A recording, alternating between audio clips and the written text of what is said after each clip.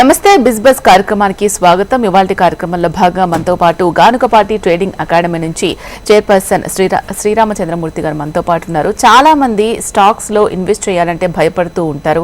ఎన్నో సంవత్సరాల క్రితం స్టాక్స్ లో ఇన్వెస్ట్ చేసిన వాళ్ళు ఇప్పుడు కోటీశ్వరులు అయ్యారు అని అనుకుంటూ ఉంటారు. అసలు దాంట్లో వాస్తవాలు ఎంత, అసలు మార్కెట్ అలా ఉంటుందా, ఒడిదుడుకులు ఎలా ఎదుర్కోవచ్చు, దేంట్లో ఇన్వెస్ట్ చేయాలి, ఎప్పుడు ఇన్వెస్ట్ చేయాలి, ఎప్పుడు విత్డ్రాల్ చేసుకోవాలి, పూర్తి సమాచారం తెలియజేయడానికి మనతో పాటు ఉన్నారు. ఆయనతో మాట్లాడదాం. సార్ నమస్కారం. సార్ నమస్తే అండి. సార్, చాలా మందిలో అసలు స్టాక్స్ లో ఇన్వెస్ట్మెంట్ చెయ్యాలి అనే ఒపీనియన్ ఉన్నా కూడా వెనక ముందు భయం పడుతూ ఉంటారు. ఎందుకు ఆ భయం అంటారు? చాలా మంది అండి స్టాక్ మార్కెట్లో ఇన్వెస్ట్ చేద్దామని ఉన్నా కానీ ఎక్కువ మంది ఏంటంటే మీరు స్టాక్ మార్కెట్లో చూస్తే 80% ఫెయిల్యూర్ రేట్ ఉంది. అంటే 80% పీపుల్ లాస్ అవుతున్నారు, ఓన్లీ 20% పీపులే సక్సెస్ అవుతున్నారు. లాస్ అయిన వాళ్ళందరూ కూడా ఎక్కువ స్ప్రెడ్ ఉండటం వల్ల మనకి స్టాక్ మార్కెట్ అనేది ఒక కరెక్టేనా కాదా, అసలు ఇన్వెస్ట్మెంట్ చేయొచ్చా లేదా అనే ఒక డౌట్ వస్తూ ఉంటుంది, అపోహ వస్తూ ఉంటుంది. అయితే నేను చెప్పేది ఏంటంటే ఈ స్టాక్ మార్కెటే కాదు, మీరు ఏ సబ్జెక్ట్ తీసుకున్నా, ఏ ఫీల్డ్లో తీసుకున్నా సక్సెస్ రేట్ 20%. ఇప్పుడు క్లాసులో తీసుకోండి, మనం చదువుకున్న క్లాసుల్లోనే ఫస్ట్ క్లాస్లో ఎంతమందికి వస్తాయి? ఓన్లీ 20%. అంటే ఏంటంటే వాళ్ళే ఫోకస్డ్ చేస్తారు. సో ఎవరైతే ఫోకస్ చేసి దీన్ని మంచి చెడు తీసుకొని లోటుపాట్లు అర్థం చేసుకొని టైం స్పెండ్ చేసి ఎవాల్యుయేట్ చేస్తారో ఆ 20% పీపులే సక్సెస్ అవుతారు కదా. ఇప్పుడు ఏ ఇంటర్వ్యూ అయినా, ఒక జాబ్ ఇంటర్వ్యూ ఉంది మేడం, అక్కడ కూడా అంతే కదా, 80% పీపుల్ లూజర్స్. అంటే వాళ్ళు ఏంటంటే యావరేజ్గా ప్రిపరేషన్ అవుతారన్నమాట. ఒక విన్ అవుదాము, దీన్ని సరిగ్గా అర్థం చేసుకుందాం అని ఒక డెడికేటెడ్గా, ఒక సిస్టమేటిక్గా, ఒక రూల్స్ ఫాలో అవుతూ ఒక ప్రిపేర్ అవని వాళ్ళందరూ కూడా ఆ సబ్జెక్ట్లో ఫెయిల్ అవుతారు కదా. ఇక్కడ కూడా అదే జరుగుతుంది. ఓకే, సో ఫెయిల్ అయిన వాళ్ళ త్రూ ఇది ఎక్కువ విమర్శలకు దారితీస్తుంది అనమాట. ఇన్వెస్ట్మెంట్ చేయాలంటే చాలా భయం, స్టాక్స్ లో ఇన్వెస్ట్ చేస్తే అంతా కోల్పోతాం, జీవితం నాశనం అయిపోతుందని చాలా మంది భయమే ఎక్కువగా ఉంది. సో అసలు జనరల్ గా చేసే మిస్టేక్స్ ఏంటి? అంటే బేసిక్ మిస్టేక్స్ చేయకుండా ఉంటే ఎంతో కొంత నిలదొక్కుకోవచ్చు, అవేంటంటారు? మీరు అన్నట్టుగా చాలామంది కోల్పోతున్నారు మేడం, చాలా డబ్బులు కూడా లాస్ అవుతున్నాయి. ఇది నిజమే, ఎందుకంటే చాలామంది చేయకూడని పనులు చేయటం వల్ల మనం లాస్ అవుతున్నాం. అంటే ఏంటంటే ఇప్పుడు మనకున్న కెపాసిటీని బట్టి మనము ఎక్స్పెక్ట్ చేయాలి. ఇప్పుడు దీన్ని ఏంటంటే మనం సైకలాజికల్గానే మేజర్గా ఇంపాక్ట్ అవుతుంది. ఇందులో ఇప్పుడు ఒక జాబ్ ఉందనుకోండి, ఆ జాబ్లో ఏంటంటే మనం ముందే ఎంత శాలరీ ఏంటనేది ఫిక్స్ చేసుకుంటాం. కాబట్టి నీ వర్క్కి, నీ శాలరీకి ఒకసారి నెగోషియేషన్ అయిపోయాక మనం నెక్స్ట్ వర్క్లో ఉంటాం. కానీ స్టాక్ మార్కెట్ ఏమవుతుందంటే ప్రతి నిమిషం కూడా మనీతో రిలేటెడే ఉంటుంది.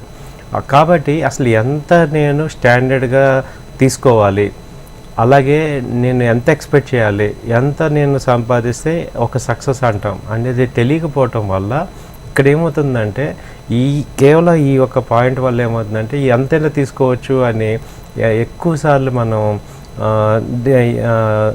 తీసుకున్న దానికి ఆ తర్వాత ఇప్పుడు మనం ఒక స్టాక్ కొంటాం, 100 రూపీస్లో కొన్నాం, 120 రూపీస్ అనేది ఓకే రీజనబుల్ ప్రాఫిట్ అనుకుని ఎగ్జిట్ అవుతాం. అది 120 అలా 160కి వెళ్ళిపోయింది అనుకోండి, మీకేమవుతారు? 20 రూపీస్ ప్రాఫిట్ సంపాదించామని హ్యాపీ ఫీల్ అవుతామా, లేకపోతే పొటెన్షియల్గా 40 రూపీస్ లాస్ అయ్యాము అని ఒక ఫీలింగ్లోకి వచ్చి ఈసారి అలా చేయకూడదని చెప్పి ఈసారి ఏం చేస్తామా, 120 వచ్చినా కూడా అలాగే ఉంటాం. అదేమవుతుంది, 4 రోజులు ఆగి 60 రూపాయలకి వస్తుంది.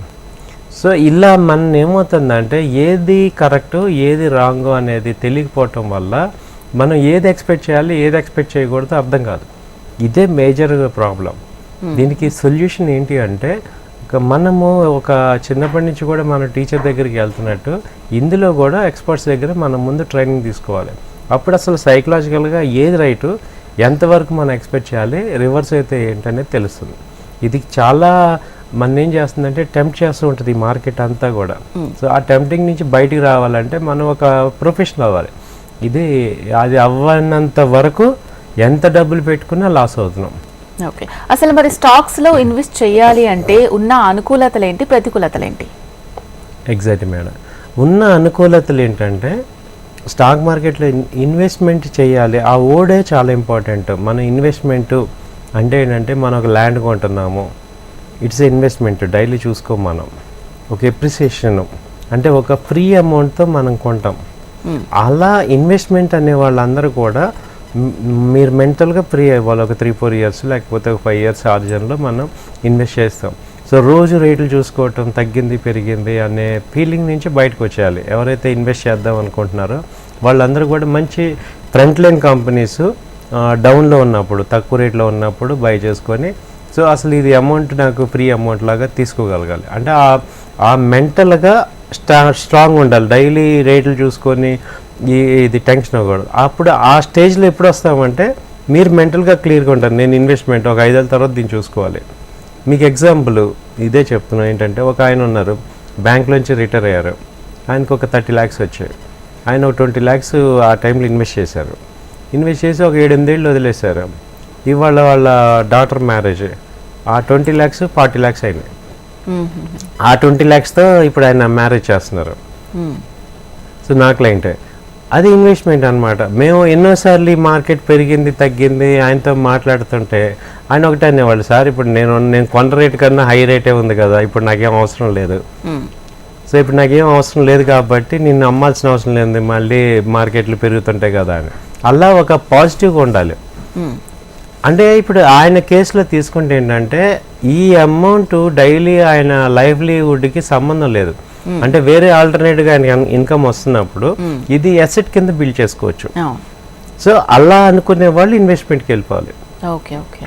అలా కాదు, నేను దీని మీద ఎంతో కొంత సంపాదించాలి, నేను ఎడిషనల్ అమౌంట్ నాకున్న ఖర్చులకి తోడు నాకు కొంత ఇన్కమ్ రావాలి అన్న వాళ్ళు షార్ట్ టర్మ్ ట్రేడింగ్కి వెళ్ళాలి. అంటే బిఫోర్ మీరు ఎంటర్ అయ్యేటప్పుడే మీరు క్లియర్గా ఉండాలి, నేను షార్ట్ టర్మ్ ట్రేడ్ కావాలా, నేను ఇన్వెస్ట్మెంట్లో కావాలా. ఒకసారి షార్ట్ టర్మ్ ట్రేడ్ అనే వాళ్ళు ఏంటంటే దాన్ని రూల్స్ వేరే ఉన్నాయి. దానిలో చేయాల్సిన పనులు, దానిలో యాక్టివిటీస్, దానిలో డిసిప్లిన్ సిస్టమేటిక్గా చేసుకోవటం, దాని రూల్స్ వేరే ఉన్నాయి. ఇప్పుడు ఇన్వెస్ట్మెంట్ రూల్స్ అవి వేరే ఉన్నాయి. ఆ రెండు కలపటం వల్ల ఏమవుతుందంటే మొత్తం కలగాపులగం అయిపోయి కాసేపు ఆప్షన్ చేసి, ఫ్యూచర్ చేసి, ఈక్విటీ చేసి, ఇన్వెస్ట్ అని చెప్పి, షార్ట్ టర్మ్ అని చెప్పి ఇలా రకరకాలుగా చేయటం వల్ల మనం మెంటల్గా ఇంబ్యాలెన్స్ అయిపోతున్నాం. అందువల్ల ఫెయిల్ అవుతున్నాం. సో బిఫోర్ ఓన్లీ మీరు అసలు క్లియర్గా ఉంటే నాకేంటి ఈ మార్కెట్ నుంచి నాకు నెలకి కొంత అమౌంట్ కావాలి అనేవాళ్ళు ఒక టైప్లో ఉండాలి, డీల్ చేయాలి. అలా కాదు, నాకు ఫ్రీ అమౌంట్ ఉంది, ఏదో నాకు 5 years 10 years పిల్లల చదువులు కానీ మ్యారేజ్లు కానీ ఒక అసెట్ బిల్డప్ అవ్వాలి అన్న వాళ్ళ థింకింగ్ వేరే ఉండాలి. అలా కాకుండా మనందరం ఏమంటే ఈ యొక్క క్లారిటీ లేకపోవటం వల్ల మనం బాగా ఒకదాన్ని మిక్స్ చేసేసి అనవసరంగా ఎఫెక్ట్ అయిపోతున్నాం. ఇది జరుగుతుంది. ఓకే, ఒకవేళ అలా ఇన్వెస్ట్ చేయాలి అనుకునే వాళ్ళకి అసలు స్టాక్ మార్కెట్లో ఉన్న అసెట్ క్లాసెస్ గురించి ఒకసారి చెప్పండి. అవునండి, అసెట్ క్లాసెస్ ఎగ్జాక్ట్గా మనం తెలుసుకోవాల్సింది ఏంటంటే ఈక్విటీ అనేది ఒక అసెట్ క్లాస్. ఈక్విటీలో కూడా ఏమవుతున్నాయంటే 3 types ఉన్నాయి. ఏంటంటే front line stocks, blue chip companies అంటాం, టాప్ 100 కంపెనీస్. వీటిల్లో ఏమవుతాయంటే మీకు రిటర్న్స్, డీసెంట్ రిటర్న్స్ అనేది ఎక్స్పెక్ట్ చేయొచ్చు. అలాగే మార్కెట్స్ ఎంత కరెక్ట్ అయినా కానీ మనకి టెన్షన్ ఉండదు, అవి ఎటు మళ్ళీ పైకి వస్తాయి. ఇప్పుడు హిందుస్థాన్ యూనిలివర్ ఉంది, అది మనకి FMCG కంపెనీ. ఇప్పుడు ఈ ఫాల్లో దాదాపు 600 points డౌన్ అయింది పీక్ నుంచి. అలాగే ఏషియన్ పెయింట్ ఉంది, అది 500 points డౌన్ అయింది. బట్ రేపొద్దున్న అవే పెరిగేది ఒకవేళ మార్కెట్ రికవర్ అయితే. కాబట్టి అలాంటి కంపెనీస్, ఇప్పుడు రిలయన్స్ ఉంది, స్ప్లిట్ అయ్యాక కూడా 200-300 points పెరిగింది. అవే రేపు రికవర్ అయ్యాయి. సో అలాంటి కంపెనీస్ తక్కువ రేట్లో ఉన్నప్పుడు మనం కనుక ఇన్వెస్ట్ చేసుకుంటే వాటిల్లో టెన్షన్ ఉండదు. సో దీన్ని ఒక మేజర్ అసెట్ క్లాస్ అంటాం. సో దీనిలో అట్లీస్ట్ 50-60% అమౌంట్ దీనిలో మనం ఇన్వెస్ట్ చేసుకోవాలి. అలాగే మిడ్ క్యాప్ కంపెనీస్ అంటాం. మిడ్ క్యాప్లో ఏమవుతాయంటే ఎప్పుడైనా ఏ కంపెనీ అయినా గ్రో అయ్యే ఏ కంపెనీ అయినా స్టార్టింగ్ స్మాల్ స్టేజ్ నుంచే పైకి వెళ్తుంది. సో మిడ్ క్యాప్లో ఈ డిఫరెంట్ రెగ్యులర్ ఇండస్ట్రీస్ కాకుండా డిఫరెంట్ సెగ్మెంట్స్లో ఉన్న కంపెనీస్ మంచి పైకి వెళ్ళడానికి ఛాన్సెస్ ఉంటాయి. ఇప్పుడు విండ్ పవర్ కానీ, ఇప్పుడు ప్రజెంట్ ఏ సెక్టర్స్ భూమిలో ఉన్నాయి, ఇప్పుడు రైల్వే బుల్లెట్ ట్రైన్స్ ఉన్నాయి, దానికి సంబంధించి ఏదైనా కంపెనీస్ ఉన్నాయనుకోండి, అంటే ఆ పెరిఫరల్స్ తయారు చేసే కంపెనీ కానీ, లేదంటే ఇప్పుడు విండ్ ఎనర్జీ కానీ, ఆల్టర్నేట్ ఎనర్జీస్, బయోఫ్యూల్, ఇవన్నీ కూడా బాగా హైలైట్ అవుతున్నాయి. సో అలాంటి కంపెనీస్లో ఏవైనా మనం గ్రోయింగ్ కంపెనీస్ చూసుకొని ఇన్వెస్ట్ చేయడం అనేది ఒక అసెట్ క్లాస్ పాయింట్.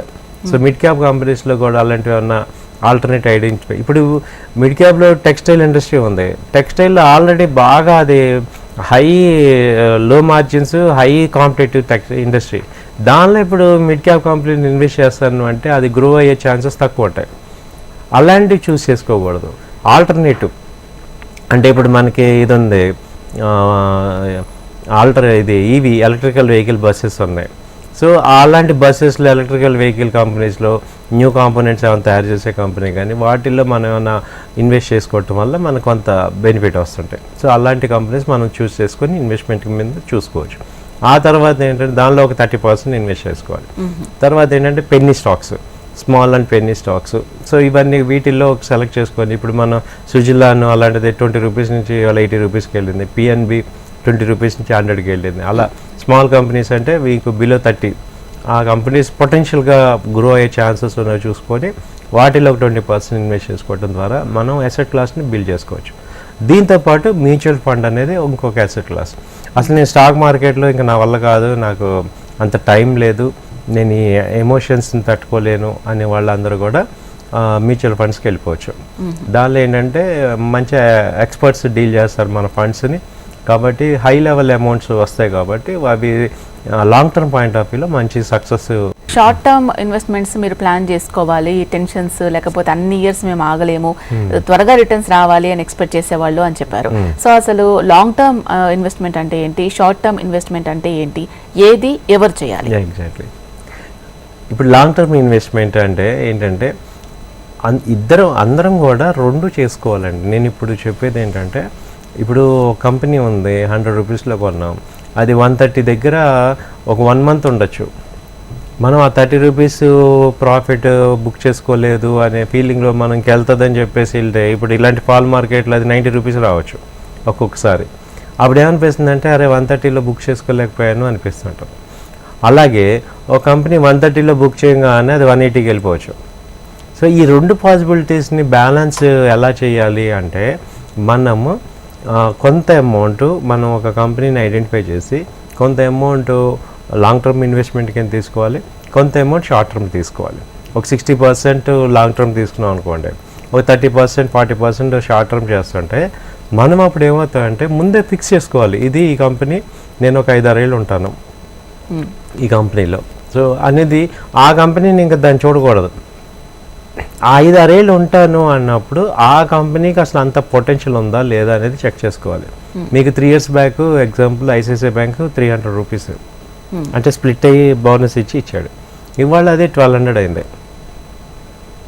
ఇప్పుడు ఇదే ఐసిఐసిఐ మళ్ళీ 3-4 years అయితే మళ్ళీ 2500 3000 దాకా వెళ్ళిపోతుంది. సో ఇప్పుడు మనం ఇలాంటి లాంగ్ టర్మ్ ఇలాంటి స్ట్రాంగ్ కంపెనీస్ కనుక ఇప్పుడు యాక్సిస్ బ్యాంక్ ఉంది 1100 అలా ఉంది. సో అది కూడా అంతే 300 నుంచి 1100 అయిపోయింది. సో ఇలాంటి కంపెనీస్ మనం డైలీ ఒక 20 ఏళ్ళ నుంచి చూసే కంపెనీస్ ఇవి స్టాండర్డ్ కంపెనీస్. వీటిల్లో అసెట్ని బిల్డ్ చేసుకుంటాం. సో ఈ వీటిల్లో ఏం చేయాలంటే ఓకే ఇది లాంగ్ టర్మ్ లాగా తీసేసుకుందాం అని చెప్పేసి హోల్డ్ చేసుకోండి. నెక్స్ట్ వేరే కంపెనీస్ తీసుకొని ట్రేడ్ చేసుకోండి. ఆ ట్రేడ్ షార్ట్ టర్మ్ చేసుకోవడానికి టెక్నికల్స్ నేర్చుకోండి. సో మనం అసలు ఈ రెండిట్లో మనం ముందు బేసిక్ ఏంటంటే ఏది చేయాలన్నా నాలెడ్జ్ కావాలి. ఎమోషన్స్ కాకుండా మనం నాలెడ్జ్ ఓరియంటెడ్గా వర్క్ చేస్తే ఎంత మీరు నాలెడ్జ్ గెయిన్ చేయగలిగితే అంత అసెట్ బిల్డప్ అవుతుంది. సో టెన్షన్ కానీ భయం కానీ ఎప్పుడు వస్తుంది అంటే మనకి దాని మీద ఒక క్లారిటీ లేకపోవటం. ఇప్పుడు ఇవాళ చూస్తే మార్కెట్స్ ఫాలో అవుతున్నాయి, నాలెడ్జ్ లేని వాళ్ళు అందరూ ఎమోషనల్గా అయిపోతున్నారు. నాకు చాలామంది ఫోన్ చేస్తున్నారు, నేను అమ్మేసేమో మా పోర్ట్ఫోలియో ఇంకా తగ్గిపోతుందా, ఓ పక్క యుద్ధాలు అంటున్నారు, అది అంటున్నారు, ఇది అంటున్నారు, ఏమైనా అయిపోతాయా అని. మీరు అదే అంటున్నారు. ఇప్పుడు ఇక్కడ నాలెడ్జ్ లేకపోవటం వల్ల మనం ఏమవుతుందంటే ప్యానిక్ అయిపోతాం, రాంగ్ డెసిషన్స్ తీసుకుంటాం. యాక్చువల్గా ఈ టైంలో ఏంటి యాడ్ చేయాల్సిన టైము అంటే డబ్బులు ఫ్రీ అమౌంట్ ఉంటే మార్కెట్ తగ్గింది, మంచి కంపెనీలు తక్కువ రేట్లో ఉన్నాయి కాబట్టి ఇది కొనాల్సిన టైం. ఎందుకని మీరు ఒకసారి బ్రాడ్ పిక్చర్ చూసుకుంటే ఇండియా ఉన్న పరిస్థితి ఏంటి, టాప్ 5 నుంచి టాప్ 3కి వెళ్తుంది. సో ఇవన్నీ కూడా టెంపరీ. ఇప్పుడు మనం అంతకన్నా వరస్ట్ కరోనా చూసాం. కరోనాలోనే మార్కెట్లన్నీ కుప్పకూలిపోయి 6,000-8,000కి వచ్చి ఇప్పుడు ఉన్నాయి. ఇవాళ అలాంటి సీన్ లేదు కదా, సిచ్యువేషన్ లేదు కదా. అది మీరు కనుక ఆలోచించగలిగితే మీరు అప్పుడు మైండ్తో ఆలోచిస్తున్నట్టు, హార్ట్తో ఆలోచిస్తున్నాం ఏంటంటే ఎమోషనల్ అయిపోతాం. ఎమోషనల్ అయిపోయి రాంగ్ డెసిషన్స్ తీసుకుంటాం. కాబట్టి నేను చెప్పేది ఏంటంటే ఈ బేర్ మార్కెట్లో మనం స్ట్రాంగ్గా నిలబడితే బుల్ మార్కెట్లో మనం డబ్బులు సంపాదిస్తాం. సో ఇప్పుడు ఉన్న సిచ్యుయేషన్లో మీరు మెంటల్గా ఎలా ఉండాలంటే స్ట్రాంగ్ ఉండాలి. సో ఓకే మంచి కంపెనీస్ తక్కువ రేటుకి వస్తున్నాయి, it is a buy offer. ఇప్పుడు మనం దీన్నే ఏమంటామంటే ఇప్పుడు మనకి ఇప్పుడు పండగ సీజన్లో ఇప్పుడు కార్లు ఇవన్నీ కూడా రేట్లు తగ్గించారు, డిస్కౌంట్ ఇచ్చారు. అది పాజిటివ్ తీసుకుంటాం, నెగిటివ్ తీసుకుంటామా? పాజిటివ్గానే తీసుకుంటాం. మరి స్టాక్ మార్కెట్ కూడా పాజిటివ్ తీసుకోవాలి కదా. ఇప్పుడు హిందుస్థాన్ లెవర్ 2700 నుంచి ఇప్పుడు 2200 ఉందంటే it's a positive or negative? అది మేము చెప్తున్నాం కాబట్టి మేము ఒకప్పుడు అలాగే ఫీల్ అయ్యి తర్వాత అది పెరిగిపోవడం చూసి మేము అవన్నీ చూసాక ఇప్పుడు మేము స్టేబిలిటీకి వచ్చేసాం. సో అది పాజిటివ్. ఇప్పుడు కార్ల రేట్లు తగ్గినప్పుడు మనకి అడ్వాంటేజ్, అలాగే ఈ కంపెనీలన్నీ కూడా ఇవి ఎక్కడికి వెళ్ళవు, 100 సంవత్సరాల నుంచి ఉన్నాయి ఈ మార్కెట్లో, ఇవి ఎప్పటికీ లీడింగే. కాబట్టి ఆ రేట్లు తగ్గినప్పుడు ఇది ఇన్వెస్ట్మెంట్కి రైట్ టైం. ఆల్రెడీ ఇన్వెస్ట్ చేసేసానంటే మీరు బాధపడాల్సిన అవసరం లేదు, అసలు చూడొద్దు. మీరు నేనేం చెప్తున్నాను, జనవరి దాకా మీ యొక్క పోర్ట్ఫోలియోలు ఏం చూడకండి, రిలాక్స్గా ఉండండి. చూసిన కానీ టెన్షన్ అయిపోతున్నాం. సో కొత్త వాళ్ళందరూ లేదా ఎడిషనల్గా ఇన్వెస్ట్ చేద్దాం అనే వాళ్ళందరూ కూడా ఇది ఒక అడ్వాంటేజ్ తీసుకోండి. మంచి కంపెనీలన్నీ తక్కువ రేటుకి వచ్చాయి కాబట్టి హ్యాపీగా ఇన్వెస్ట్ చేసుకోండి ఫ్రీ అమౌంట్స్. ఓకే సార్, ఇంత టెన్షన్ మేము పడలేము, అసలు ఇవి నేను చూడలేకపోతున్నాను, నాకు టెన్షన్ ఎక్కువ వచ్చేస్తుంది అనుకున్న వాళ్ళు మ్యూచువల్ ఫండ్స్కి వెళ్ళిపోవచ్చు అని కూడా మీరు ఇంతకుముందు చెప్పడం జరిగింది. అసలు మ్యూచువల్ ఫండ్స్లో లాంగ్ టర్మ్లో ఇన్వెస్ట్ చేయడం వల్ల ఏ విధంగా ఉపయోగకరంగా ఉంటుందంటారు? మంచి క్వశ్చన్ అడిగారు మేడం. చాలామంది అంటే ఇప్పటికి ఆల్రెడీ చాలామందికి ఆ అవేర్నెస్ ఉంది, చాలామంది ఆ బెనిఫిట్స్ పొందుతున్నారు. సో ఇప్పుడు మీలాంటి వాళ్ళందరూ సపోజ్ జాబ్ చేసే వాళ్ళందరికీ ఏమవుతుందంటే రెగ్యులర్గా ఈ మార్కెట్లో చూసే టైం కానీ లేకపోతే అంత నాలెడ్జ్ కానీ ఉండదు, అంత స్ట్రెస్ తీసుకోలేరు. అలాంటి వాళ్ళందరూ కూడా ఎస్ఐపి టైప్లో మీరు పెట్టేసుకోవచ్చు. ఎస్ఐపి అంటే systematic investment plan. Every month some amount, ఇప్పుడు చిట్టి కట్టినట్టు కొంత అమౌంట్ మనం దీనికి ఇన్వెస్ట్ చేయడం ద్వారా మీకు ఏమవుతుందంటే ఎవ్రీ మంత్ కొంత అమౌంట్ మనం ఇన్వెస్ట్ చేసుకుంటారు. అది ఓవరాల్గా ఏమవుతుందంటే ఒక 5 years 6 years అయ్యేపాటికి మీకు mutual funds every 5 years double అవుతున్నాయి. యావరేజ్గా 15% సిఏజీఆర్ తీసుకుంటే అంటే ఎవ్రీ ఇయర్ 15% ప్లాన్ వస్తున్నాయి రిటర్న్స్. సో మీకు ఏమవుతుందంటే 5 years అయ్యేపాటికి కాంపౌండింగ్ అవుతుంది. ఆ నెక్స్ట్ 5 years తీసుకుంటే ఇంకా డబుల్ కాంపౌండింగ్ అవుతుంది. అలా యాక్చువల్ గ్రోత్ అంతా ఆఫ్టర్ 5 years ఉంటుంది. 5 to 10 years. 10 years మీరు హార్జన్లో కనుక మ్యూచువల్ ఫండ్స్ ఇన్వెస్ట్ చేస్తే అసలు మీకు ఎక్స్ట్రాడనరీ రిటర్న్స్ వస్తాయి ఎస్ఐపి టైప్లో. ఈవెన్ లంసమ్ కూడా ఇప్పుడు ఇలాంటి మార్కెట్లో ఎక్కువ అమౌంట్ ఉంది. సో అది కూడా లంసమ్గా పెట్టేసుకుంటే మీకు ఒక 5 years హార్జన్ తీసుకుంటే మంచి అమౌంట్స్ వస్తాయి. అంటే ఇంక మనం చేసేది ఏం లేదు, మనం జస్ట్ ఇన్వెస్ట్ చేసుకుంటాం. దానిలో ఇన్వెస్ట్ చేసుకోవటం ద్వారా మనము ఎక్స్పర్ట్స్ చేతిలో మన అమౌంట్ పెడుతున్నాం అనమాట. కాబట్టి వాళ్ళు కరెక్ట్గా డీల్ చేస్తారు కాబట్టి మనకి టెన్షన్ ఉండదు. సో మ్యూచువల్ ఫండ్స్ అది వాళ్ళు కూడా ఏంటంటే డైరెక్ట్గా మన డబ్బులు తీసుకొని వాళ్ళు కూడా స్టాక్ మార్కెట్లో స్టాక్స్లోనే ఇన్వెస్ట్ చేస్తారు. అంటే వాళ్ళు ఇంకెక్కడ చేసేది ఏం లేదు, స్టాక్స్ మంచి వాళ్ళు కూడా ఏ కంపెనీలు కొంటారు. వాళ్ళకి మనకి తేడా ఏంటంటే వాళ్ళు ఇలా ప్యానిక్ అవ్వరు. మనమేమో ప్రతిరోజు చూసుకుంటాం ఎంత ఉంది, తగ్గిందా పెరిగిందా. మనం ఏంటంటే పెరిగినా తట్టుకోలేము, తగ్గినా తట్టుకోలేము. సో రెండు అంటే ఆ రెండు తట్టుకోలేకపోతున్నాం అనమాట. ఒక డబ్బులు వచ్చాయి, ఒక 20,000 వచ్చాయినా హోల్డ్ చేయలేకపోతున్నాం, ఒక 20,000 పోయినా తట్టుకోలేకపోతున్నాం. అంటే ఈ యొక్క వెల్త్ని హోల్డ్ చేయటం అంటే చాలా వరకు ఏమవుతుందంటే middle class, upper middle class కానీ మనకేంటంటే సక్సెస్ని హోల్డ్ చేయలేకపోతున్నాం, ఫెయిల్యూర్ని హోల్డ్ చేస్తున్నాం కానీ హ్యాండిల్ చేస్తున్నాం కానీ సక్సెస్ని అసలు హ్యాండిల్ చేయలేకపోతున్నాం. అదే ప్రాబ్లం. ఓకే, మీకు గవ్వకన్నా బోనస్ కింద ఒక 10 lakhs వచ్చింది అనుకోండి, అలా నార్మల్గా తీసుకోలేకపోతాం. అది దాన్ని హ్యాండిల్ చేసే పరిస్థితి ఉండదు. అది మనకి ప్రాక్టీస్. గతంలో ఒక 20 years బ్యాక్ ఎవరైతే విప్రోలో కానీ హెచ్డిఎఫ్సి కంపెనీలో కానీ ఇన్వెస్ట్ చేశారో స్టాక్స్ లో, వాళ్ళు ఇప్పుడు కోటీశ్వరులు అయిపోయారు. ఒకవేళ నువ్వు నిజంగానే కోటీశ్వరుడు అవ్వాలి అనుకుంటే స్టాక్స్ లో ఇన్వెస్ట్ చెయ్యి అని చాలా మంది కూడా సజెస్ట్ చేస్తూ ఉంటారు. అసలు అంత ఉంటుందంటారా? అది వాస్తవమేనా? వాస్తవమేనండి, జరిగిందండి ఇదంతా కూడా. అయితే ఏంటంటే వాళ్ళందరూ ఊరికే రాలా, అన్ని కోట్లు రావాలంటే అవ్వలేదు. నాకు రీసెంట్గా కూడా ఒక క్లయింట్ మన ఆంధ్ర పర్సన్ ఈ మన ఆంధ్ర కంపెనీ దివీస్లో ఇన్వెస్ట్ చేసి ₹1 కోటి సంపాదించారు. అయితే వాళ్ళకి ఏంటంటే ముందే ఆ కంపెనీ మీద ఒక ఐడియా ఉంటుంది. సో ఆ ఐడియా ఉంటుంది, అలాగే దాన్ని హోల్డ్ చేసుకోమని మనకి ఇన్ఫర్మేషన్ ఉంటుంది, నాలెడ్జ్ ఉంటుంది. సో ఈ కంపెనీలో ఫ్రీ అమౌంట్ పెట్టుకోవటం అనేది జరుగుతుంది కాబట్టి అందులో అవుతుంది.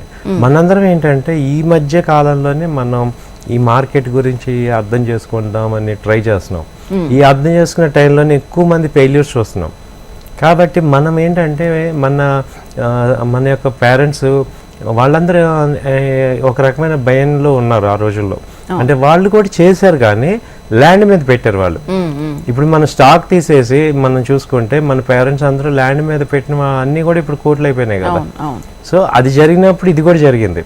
అయితే ఇది మనం మన సౌత్ ఇండియాలో ఎవరైనా చూడాల, నార్త్ ఇండియాలో అందరూ చూశారు. నార్త్ ఇండియాలో మామూలుగా ల్యాండ్ అని కొన్నట్టు షేర్స్ కొంటారు. అది వాళ్ళకి ఏంటంటే అదొక బిజినెస్, ఎందుకంటే వాళ్ళంతా అక్కడ బిజినెస్ మైండ్. మనం ఇప్పుడిప్పుడే సౌత్ ఇండియా అంతా ఎంప్లాయ్ మైండ్. ఈ ఎంప్లాయ్ మైండ్ నుంచి కొంత మనం ఇన్వెస్ట్మెంట్ మైండ్కి వస్తున్నాం అనమాట. కాబట్టి మన జనరేషన్లో చూద్దాం, ఎందుకంటే ఆ ప్రీవియస్ జనరేషన్లో చూడలేదు కరెక్ట్గా. ఎవరు కూడా మీరు చెప్పిన వాళ్ళు ఎవరు కూడా సౌత్ ఇండియాలో లేరు.